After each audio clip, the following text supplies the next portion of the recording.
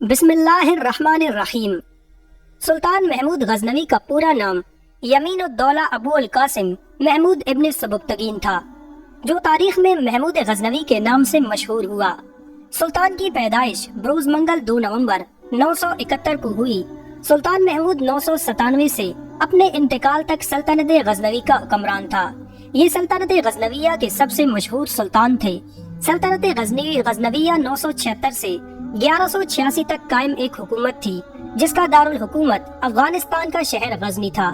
سلطان محمود غزنوی نے دنیا میں 33 سال حکومت کی اور اس وقت کا دنیا کا شجاعت اور دنیا پر اثر و رسوخ رکھنے والا دوسرے نمبر کا بادشاہ تھا۔ پہلے نمبر پر چنگیز خان تھا، دوسرے نمبر پر محمود غزنوی تھا، تیسرے نمبر پر سکندر یونانی تھا اور چوتھے نمبر پر تیمور لنگ تھا۔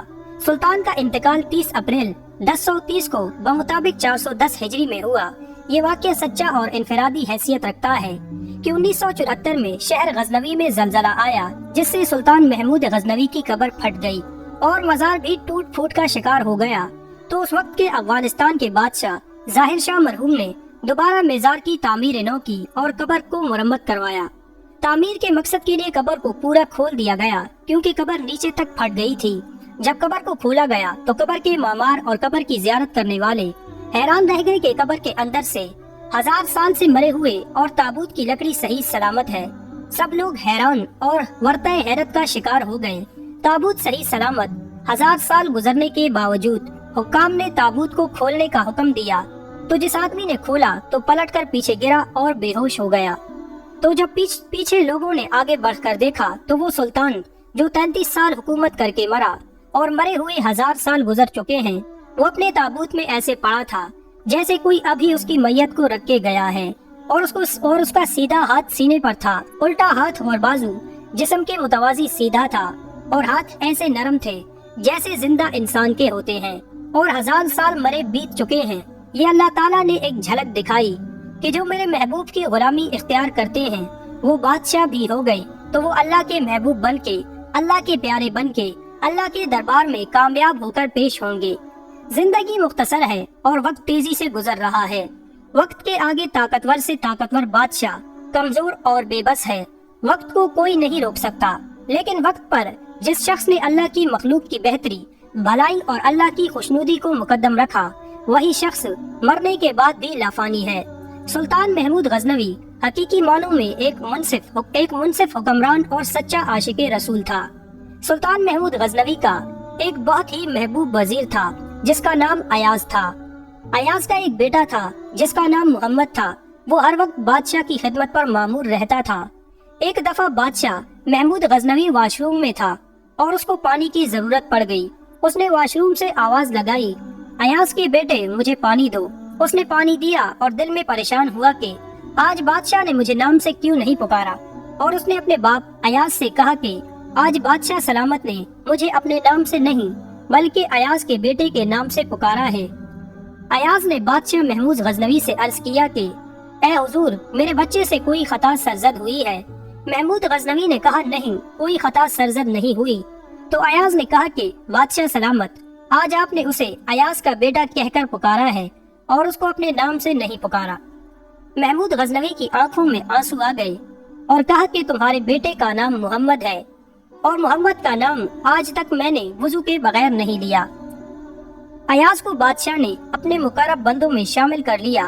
اب جو پہلے سے مقربین تھے وہ بہت حسد کرتے تھے کہ ہم بڑے خاندان والے، بڑی عقل سمجھ والے، تعلیم والے، ہم بادشاہ کے مشیر تھے، یہ کل کا نوجوان پتہ نہیں کہاں سے آ گیا۔ ایک دن سب وزیر اکٹھے ہوئے اور بادشاہ کی خدمت میں حاضر ہو کر کہا کہ ہم اتنے عرصے سے آپ کے پاس کام کر رہے ہیں، لیکن آپ کی توجہ ہے کہ اس ان پڑھ ایاز کی طرف ہماری نسبت بہت زیادہ ہے۔ بادشاہ نے کہا ابھی تم لوگ چلے جاؤ، میں کسی موقع پہ اس کا جواب دوں گا۔ ایک دن بادشاہ نے دربار لگایا اور سب سے کہا آج میں تمہاری عقل کا امتحان لوں گا۔ سب وزیروں کو بلوایا اور ایاز کو بھی بلایا۔ بادشاہ نے سب کو ایک بہت ہی قیمتی ہیرا دیا اور ساتھ ایک ہتھوڑا بھی دیا کہ اسے توڑ دو۔ بادشاہ نے جس وزیر کو بھی دیا اس نے یہی سوچا کہ بادشاہ ہمیں آزما رہا ہے، اسی لیے ہمیں یہ ہیرا نہیں توڑنا چاہیے۔ سب نے ہیرا نہ توڑا۔ بادشاہ نے جب ایاز کو ہیرا اور ہتھوڑا دیا تو ایاز نے ہتھوڑے سے ہیرے کو توڑ دیا۔ सब वजीर दिल ही दिल में खुश होने लगे कि आज तो अयाज गया। बस बादशाह ने सबसे पूछा, आपने हीरा क्यों ना तोड़ा?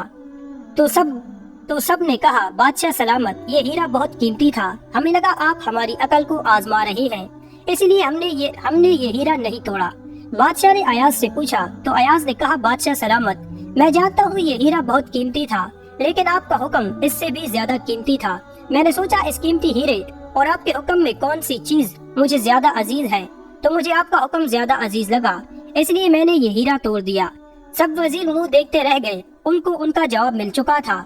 एक दिन तमाम वजीरों ने बादशाह की खिदमत में हाजिर होकर कहा कि आपके गुलाम अयाज ने एक संदूक रखा हुआ है जिसमें ये रोज आपके खजाने से माल चोरी करके रखता है। बादशाह ने अयाज को बुलाया और पूछा कि क्या तुम्हारा कोई संदूक वगैरह है जिसको तुम जाकर रोजाना खोलते हो? अयाज ने जवाब दिया, जी बादशाह सलामत, मेरा एक संदूक है ऐसा जिसकी चाबी सिर्फ मेरे पास है और मैंने आज तक किसी को वो देखने नहीं दिया। बादशाह ने कहा, कहाँ है वो चाबी? अयाज ने चाबी पेश की। गुलाम को हुक्म हुआ कि उस संदूक में से जो कुछ भी मिले लेकर आओ। गुलाम चाबी लेकर गया और संदूक में जो सामान था लेकर आ गया। अब सब वजीर खुश थे कि आज तो अयाज गया काम से, आज नहीं बचता। सब सामान सामने लाया गया तो बादशाह हैरान रह गया। एक जूता जो ना जाने कितनी जगह से सिला हुआ था, एक फटे पुराने कपड़ों का जोड़ा जो जगह जगह से फटा हुआ था। बादशाह ने जब अयाज से पूछा तो उसने कहा कि बादशाह सलामत, जिस दिन मैं आपके पास आया उस दिन मेरे तन पे ये लिबास और मेरे पाँव में ये पुराना जूता था, लेकिन आपने मुझे क्या से क्या बना दिया। मैं रोजाना इस संदूक में से इन जूतों व कपड़ों को निकाल कर देखता हूँ कि कहीं मुझे गुरूर ना आ जाए। अपना आज का वक्त देखकर तो मैं अपना पिछला वक्त याद करता हूँ कि कहीं इस गुरूर में जो एहसान आपने मुझ पे किया वो भूल ना जाऊँ। एक दिन बादशाह ने अयाज से कहा कि अंगूठी पर कोई ऐसी चीज लिख दो जिसे पढ़कर अगर मैं गमगीन हूँ तो खुश हो जाऊँ और अगर खुश हूँ तो गमगीन हो जाऊँ। अयाज ने अंगूठी पर लिख कर दिया, ये वक्त भी गुजर जाएगा।